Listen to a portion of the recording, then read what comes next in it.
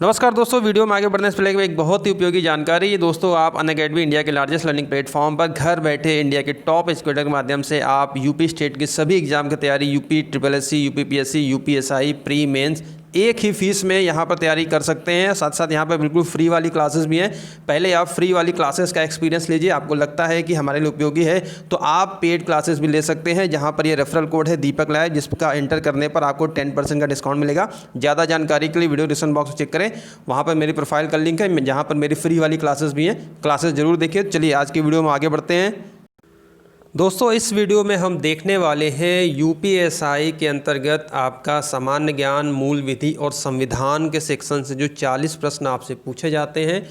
Previous years में कैसे question आपसे पूछे गए थे, और इस वीडियो को देखने के बाद आपको भी एक आइडिया लग जाएगा कि आपका सामान्य ज्ञान, मूल विधि और संविधान से कैसे प्रश्नों की हमको तैयारी करनी है, किस लेवल के प्रश्नों को हमको तैयारी करनी है, और हम आगे भी आपको इसकी तैयारी कराते रहेंगे। आज के इस वीडियो में हम प्रीवियस ईयर पे एक नज़र डाल लेते हैं।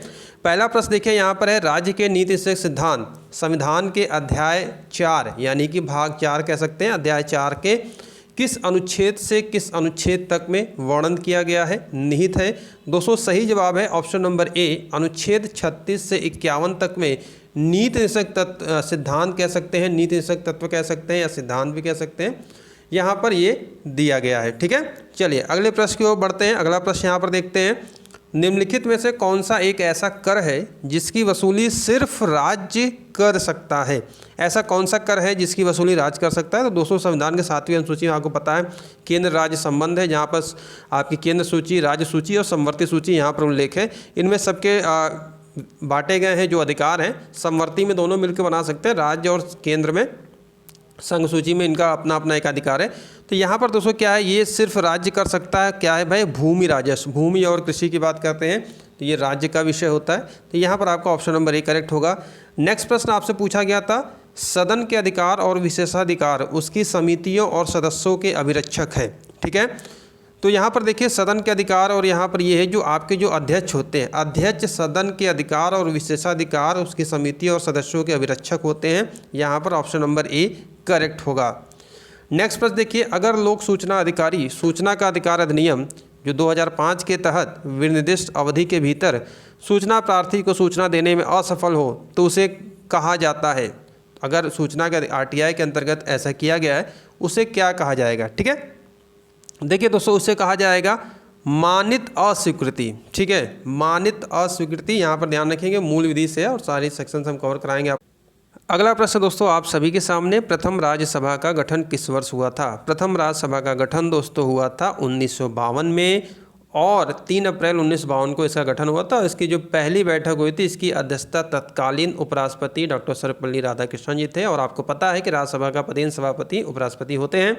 ठीक है, तो यहाँ पर ये आपका ऑप्शन नंबर ए करेक्ट हो जाएगा। चलिए अगले प्रश्न की ओर बढ़ते हैं। अगला प्रश्न देखते हैं, यहाँ पर फिल इन द ब्लैंक करके पूछा गया था, पहली बार विधायिका में द्विसदनीय व्यवस्था लागू की गई। तो दोस्तों, कौन सा ऐसा अधिनियम था कि जिसके तहत विधायिका में द्विसदनीय व्यवस्था लागू की गई थी?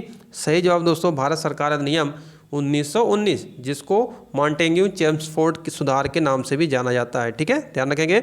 और आगे भी आप लोग को ये प्रीवियस ईयर क्वेश्चन रिवीजन कराने के बाद हम आपको आगे GS की कंप्लीट तैयारी कराएंगे, चाहे मूल विधि की हो, संविधान की हो, GS की हो, अलग अलग सेक्शन में हम आपको कराते रहेंगे। तो चैनल पर नए हैं तो चैनल को जरूर सब्सक्राइब करें, इस फैमिली से जरूर जुड़िए, और आगामी जितने भी इंपॉर्टेंट क्वेश्चन होंगे हम आपको कराते रहेंगे। चलिए, आयकर अधिनियम के किस एक में एक प्रमाण पत्र है जो नियोक्ता अपने कर्मचारियों को देता है? यह नियोक्ता द्वारा कर्मचारी के वेतन से काटे गए कर की राशि को प्रमाणित करता है। तो आयकर अधिनियम के अंतर्गत भी आपके मूल विधि से प्रश्न यहाँ पर बनेगा। और दोस्तों, ये आपका है फॉर्म 16। ठीक है, ये फॉर्म 16 है, यहाँ पर ध्यान रखेंगे। फॉर्म 16 फिल किया जाता है, जो आपका इसमें क्या किया जाता है, वेतन से काटे गई राशि को प्रमाणित करता है। ठीक है, निम्नलिखित रेगिस्तानों में से हिमालय पर्वत श्रृंखला से निर्मित वह कौन सा वर्षा छाया रेगिस्तान है जो हिंद महासागर से वर्षा ले जा रहे बादलों को अवरुद्ध करता है? तो वर्ल्ड ज्योग्राफी से भी क्वेश्चन आपके यहाँ पर बनेंगे। ठीक है, तो यहाँ पर दोस्तों देखिए, जो सही जवाब है वह है आपका तकला मकान रेगिस्तान। और दोस्तों, तकला मकान जो रेगिस्तान है ये कहाँ पर है भाई? तकला मकान आपका, ये आपका चीन है। ठीक है, कहाँ पर है? चीन में है, ध्यान रखेंगे। अगला प्रश्न है दोस्तों, आप सभी से कंप्यूटर के बारे में पूछा गया था। कंप्यूटर से भी प्रश्न आपके आएंगे। एक कंप्यूटर में फाइल, फोल्डर आदि के चित्रात्मक निरूपण को क्या कहा जाता है? जो फोल्डर और फाइल होता है, जिसका जो आइकन होता है दोस्तों, जो आप डेस्कटॉप पर रहता है, तो उसको क्या कहते हैं? आइकन कहते हैं। चित्रात्मक, अगर इसको हम निरूपण को क्या कहेंगे? आइकन कहेंगे। जो भी सिस्टम में आप रखते हैं, चाहे जिस भी ड्राइव में रखें या डेस्कटॉप पर रखें, यहाँ पर आपका उसे आइकन बोला जाता है। चींटियों के हमले से फसलों की सुरक्षा के लिए निम्नलिखित में से किस कीटनाशक का प्रयोग किया जाता है? अगर चींटियां हमला कर देती हैं दोस्तों, तो फसलों के लिए कौन सा ऐसा कीटनाशक है जिसका प्रयोग किया जाता है? कृषि से भी प्रश्न आपके मिलेंगे यहाँ पर। और कहा जाता है दोस्तों, ये आपका क्या है? कपूर। ठीक है, तो आप देख सकते हैं किस प्रकार से मिक्सअप क्वेश्चन आपसे पूछे जाएंगे हर सेक्शन से। ठीक है, चलिए नेक्स्ट प्रश्न की ओर बढ़ते हैं और इसी प्रकार से हमको आगे हमको मिलकर तैयारी करनी है। इस यातायात संकेत का अर्थ क्या है? चलिए भाई बताइए, अगर ये आपको यातायात सिग्नल दिख जाए तो इसका अर्थ आप क्या लगाएंगे? ठीक है, देखिए इसका जवाब है रास्ता दें। ठीक है, यहाँ पर क्या होगा? ये एक अंतर्राष्ट्रीय चिन्ह है, इसका प्रयोग यातायात सिग्नलों में किया जाता है और इसका मतलब होता है कि रास्ता दें। ठीक है, ऑप्शन नंबर सी करेक्ट है। अगला प्रश्न देखते हैं, भारतीय सेना द्वारा आज़ाद कराने से पहले गोवा एक प्रदेश था। गोवा किसके अंतर्गत था? गोवा किसके अधीन था? तो दोस्तों जैसा कि आपको पता है, सर्वप्रथम पुर्तगाली आए थे, बाद में सबसे बाद में पुर्तगाली ही भारत से गए हैं गोवा, और ये पुर्तगाली बस्ती थी। ठीक है, ऑप्शन नंबर यहाँ पर क्या होगा? ऑप्शन नंबर बी करेक्ट होगा। और 1961 में गोवा को ये कार्रवाई के माध्यम से लिया गया था, भारतीय संघ में शामिल किया गया था। ठीक है, चलिए आगे बढ़ते हैं, नेक्स्ट प्रश्न की ओर बढ़ते हैं। अगला प्रश्न देखते हैं, भूमि अधिग्रहण, पुनर्वास और पुनर्स्थापन अधिनियम, भू राजस्व और ये अधिनियम के अंतर्गत देखिए 2013 के संदर्भ में निम्नलिखित में से कौन सा वक्तव्य सही है? ऑप्शन है, देखिए यहाँ पर पहला तो आपका दिया है, निजी कंपनियों अथवा सार्वजनिक निजी भागीदारी फर्मों द्वारा भूमि अधिग्रहण के मामले में 90% विस्थापित लोगों की सहमति आवश्यक है। अगर निजी कंपनियां भूमि का बड़ा हिस्सा खरीदती हैं तो इसके लिए पुनर्वास और पुनर्स्थापन का प्रावधान होना आवश्यक है।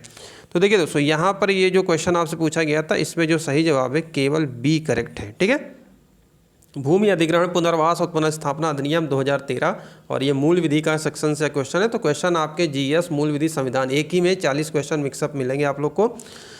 चलिए, और मूल विधि की हम आपको प्रैक्टिस तो कराते रहेंगे। अगला प्रश्न यहाँ पर देखते हैं, भारतीय दंड संहिता के अनुसार निम्न में से कौन सा निष्कर्ष सही है? चलिए भाई पढ़ लेते हैं यहाँ पर।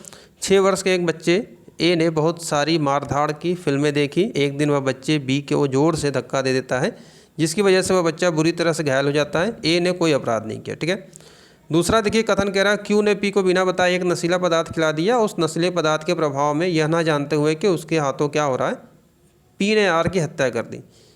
पी ने कोई अपराध नहीं किया। अब देखिए दोनों कंडीशन क्या है, ए ने कोई अपराध नहीं किया, पी ने कोई अपराध नहीं किया। तो यहाँ पर अगर देखेंगे दोस्तों, इसका जो सही जवाब होगा 1 और 2 दोनों। ठीक है, ऑप्शन नंबर बी यहाँ पर करेक्ट होगा।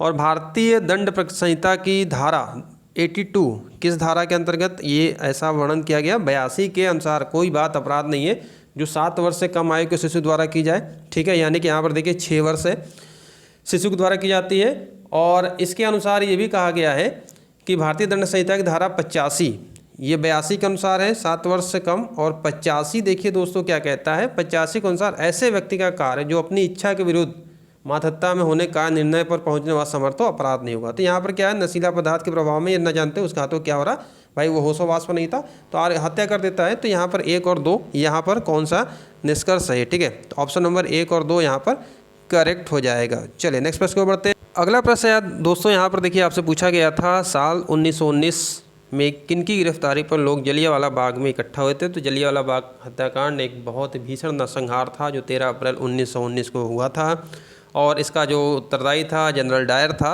और देखिए जिनकी गिरफ्तारी के संबंध में ये हुआ था, डॉक्टर सत्यपाल किचलू और सत्यपाल और सैफुद्दीन किचलू। ठीक है, डॉक्टर सत्यपाल और सैफुद्दीन किचली के गिरफ्तारी के विरोध में वहाँ पर शांतिपूर्ण धरना प्रदर्शन कर रहे थे, लेकिन वहाँ पर निहत्थे लोगों पर गोलियाँ चलाई गई और भीषण नरसंहार किया गया। किस पौधे का पक्षाघात और मानसिक विकारों के इलाज के लिए प्रयोग किया जाता है? ऐसा कौन सा पौधा है जिसको पक्षाघात और मानसिक विकृतियों के इलाज के लिए प्रयोग किया जाता है? तो दोस्तों वह पौधा है आपका कुचला। ध्यान रखेंगे, कुचला है। बहुत से छात्रों के लिए नया प्रश्न होगा। यह एक प्रकार की देखिए दोस्तों औषधि है जो गर्म व पहाड़ी क्षेत्रों में, जो कि आपके पश्चिम बंगाल, तमिलनाडु, आंध्र प्रदेश, इस एरिया में इसे पाया जाता है।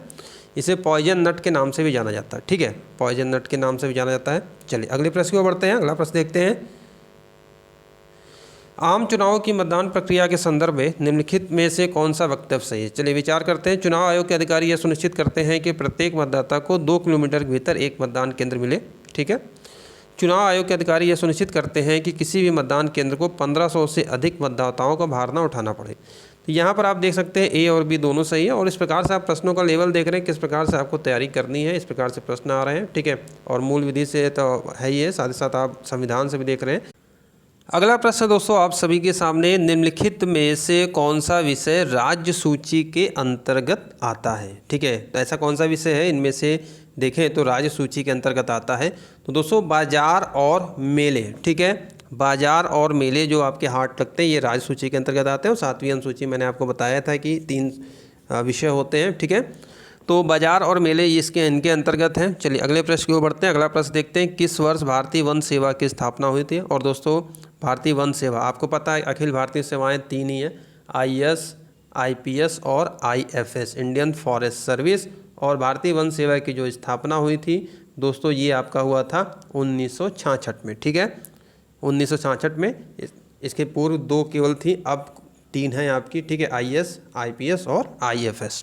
चलिए नेक्स्ट प्रश्न देखते हैं, निम्नलिखित स्रोतों में से किसके माध्यम से पौधे हाइड्रोजन प्राप्त करते हैं। ऐसा कौन सा स्रोत है जिसके माध्यम से पौधे हाइड्रोजन प्राप्त करते हैं। दोस्तों ये सही जवाब है आपका मृदा जल। ठीक है। मृदा जल आपका ये है, ऑप्शन नंबर ए करेक्ट है। अगला प्रश्न है, प्रत्यवस्फीति का अर्थ है। देखिए प्रत्यवस्फीति का अगर हम दोस्तों यहाँ पर देखें तो यहाँ पर आपका जो सही जवाब होगा, सरकार की ओर से एक मौद्रिक हस्तक्षेप के माध्यम से अपस्फीति जो मंदी का दौर है का सुविचारित वित्तकर्मण करना, मंदी के दौर से उबारने के लिए ये क्या होता है आपका एक स्ट्रेटजी होती है। मुद्रास्फीति, मुद्रास्फीति आपने पढ़ा है, इकोनॉमिक सेक्शन में पढ़ा होगा। तो इस प्रकार से एक सरकार की एक पॉलिसी होती है, मौद्रिक हस्तक्षेप होता है। नेक्स्ट प्रश्न देखते हैं, 9 दिसंबर 1946 को नई दिल्ली में संविधान सभा की पहली बैठक संविधान सभागृह में हुई, जिसे अब कहा जाता है। संविधान सभा की जो पहली बैठक हुई थी दोस्तों आपके नई दिल्ली में, अब उसे किस नाम से जाना जाता है। ठीक है। तो देख सकते हैं इस प्रकार से भी आपसे प्रश्न यहाँ पर पूछे जाएंगे। संसद भवन का केंद्रीय कक्ष उसे कहा जाता है, ऑप्शन नंबर ए यहाँ पर करेक्ट है। नेक्स्ट प्रश्न देखते हैं, निम्नलिखित में से कौन सा चिपको आंदोलन के साथ जुड़ा हुआ है। ऐसे कौन से व्यक्तित्व हैं जो चिपको आंदोलन के साथ जुड़े हुए हैं। सुंदरलाल बहुगुणा, चंडी प्रसाद भट्ट, मेधा पाटेकर, विनोबा भावे। सही जवाब है दोस्तों यहाँ पर देखिए आपका है सुंदरलाल बहुगुणा और चंडी प्रसाद भट्ट। ए और बी ये 2 व्यक्ति हैं जो इनसे जुड़े हुए हैं। ठीक है। चलिए आगे बढ़ते हैं, अगले प्रश्न की ओर बढ़ते हैं। नेक्स्ट प्रश्न देखते हैं, लोकपाल एक संस्कृत शब्द है हिंदी में जिसका अर्थ होता है। तो दोस्तों लोकपाल एक संस्कृत शब्द है जिसका हिंदी में अगर हम अर्थ देखें तो लोगों की देखभाल करने वाला, लोकपाल लोगों की देखभाल करने वाला। और प्रथम लोकायुक्त की बात करते हैं अगर भारत के, तो ये कौन है, पिनाकी चंद्र घोष जी। ठीक है। पिनाकी चंद्र घोष जी हैं प्रथम लोकायुक्त, आपको पता ही है। चलिए अगला प्रश्न दोस्तों यहाँ पर देखिए, राष्ट्रपति के विरुद्ध महाभियोग के संदर्भ में निम्नलिखित में से कौन सा सही है। तो दोस्तों राष्ट्रपति पर महाभियोग लगता है अनुच्छेद 61 के द्वारा। ठीक है। किसमें वर्णन किया गया, आर्टिकल 61 में किया गया है। चलिए यहाँ पर पढ़ लेते हैं क्वेश्चन क्या दिया गया। दोनों सदनों के सदस्य बहस में हिस्सा लेते हैं परंतु केवल राज्यसभा के सदस्यों को मत देने का अधिकार है। नहीं, ये गलत है। राष्ट्रपति के विरुद्ध महाभियोग तभी लाया जा सकता है जब वे राष्ट्रपति पद के लिए अयोग्य सिद्ध हो जाएं या फिर वित्तीय अनियमितता में लिप्त हो। ये भी गलत है दोस्तों। राष्ट्रपति के विरुद्ध महाभियोग की प्रक्रिया तब लाई जाती है जब उन्होंने क्या किया हो, संविधान का अतिक्रमण किया हो। ठीक है।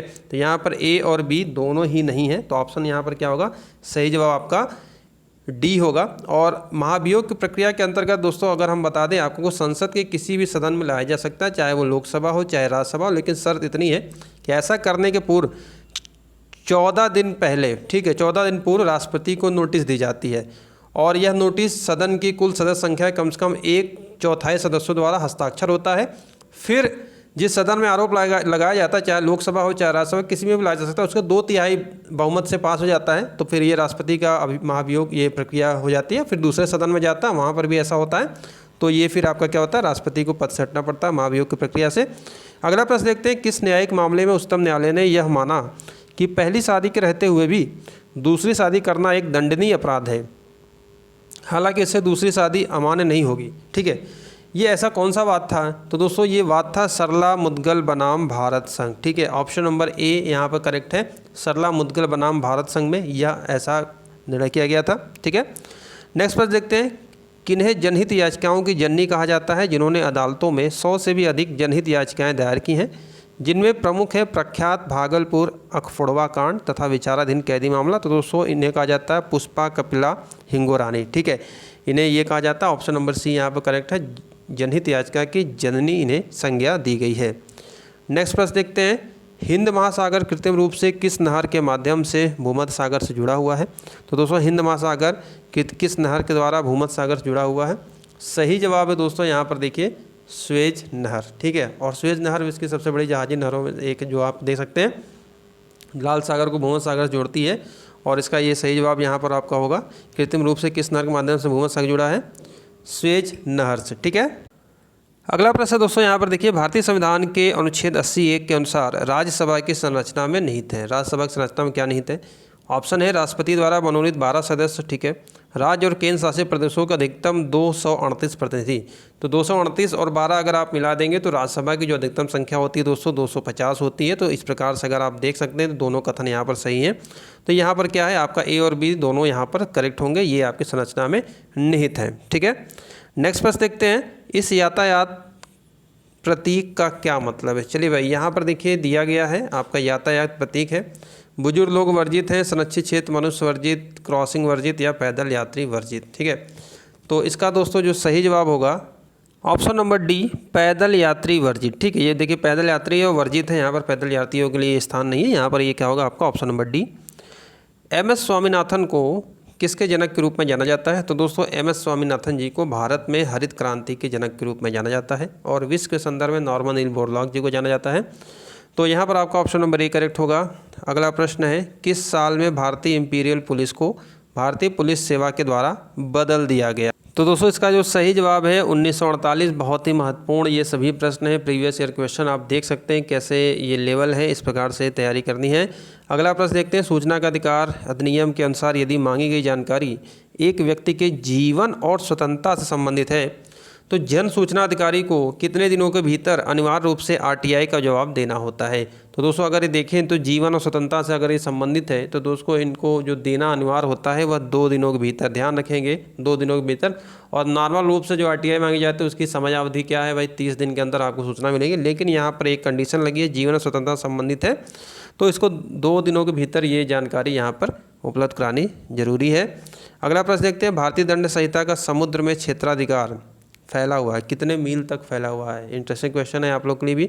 भारतीय दंड संहिता का देखिए समुद्र में जो क्षेत्राधिकार है दोस्तों 12 समुद्री मील तक फैला हुआ है, ध्यान रखेंगे 12 समुद्री मील तक फैला हुआ है। और भारत का जो समुद्री क्षेत्र अधिनियम था वह 1976 में पारित हुआ था, और इसमें ये 12 समुद्री मील का यहाँ पर जिक्र किया गया है। चाय में कौन सा मनोप्रभावी दवा पाई जाती है? तो दोस्तों अगर हम चाय की बात करते हैं तो चाय में क्या होता है, बिल्कुल यहाँ पर देखिए क्या होगा भाई, कैफीन होगा। ठीक है, कैफीन होगा। अगला प्रश्न देखते हैं, मंत्रियों की परिषद सामूहिक रूप से किसके प्रति जवाबदेही होती है? तो दोस्तों मंत्रियों की जो परिषद होती है सामूहिक रूप से किसके प्रति जवाबदेही होती है? किसके भाई, आप लोकसभा की, क्योंकि जो मंत्रिपरिषद होती है, और अगर यहाँ पर देखें तो सामूहिक रूप से आपके लोकसभा के प्रति जवाबदेही होती है। और दोस्तों आर्टिकल 75(3) में स्पष्ट रूप से यह कहा गया है कि मंत्रिपरिषद सामूहिक रूप से लोकसभा के प्रति जवाबदेही होगी। ठीक है, चलिए आज का दोस्तों अगला प्रश्न है, देखिए भारत का कौन सा ऐसा अधिनियम है जो जंगली जानवरों, पक्षी और पौधों के लिए सुरक्षा प्रदान करता है? तो दोस्तों वन्य जीव संरक्षण अधिनियम जो आपका ये कह सकते हैं ये है, और 1972 में यह हुआ था। तो ये था आज के most important previous year question, जिससे आपको ये पता चल जाएगा किस लेवल की तैयारी आपको करनी है। और इसी प्रकार से प्रश्नों की प्रैक्टिस हम आपको रेगुलर कराते रहेंगे। चैनल को जरूर सब्सक्राइब करिए, बेल आइकन को प्रेस करिए, ऑल नोटिफिकेशन दबाइए। और पदों की संख्या बढ़ोतरी हो चुकी है, 9500 पदों पर बम्पर भर्ती इस बार है, तो बिल्कुल लगन से पढ़िए, बिल्कुल आप जी जान लगा दीजिए, इस बार सिलेक्शन जरूर आपको मिलेगा। और हमारे चैनल के माध्यम से आप लोग को स्टडी मटेरियल की वीडियोस प्रोवाइड कराई जाएंगी, और जो भी इंपॉर्टेंट पीडीएफ्स होगी वो भी दी जाएगी। तो अभी के लिए इतना ही, मिलते हैं नेक्स्ट वीडियो में। Thank you.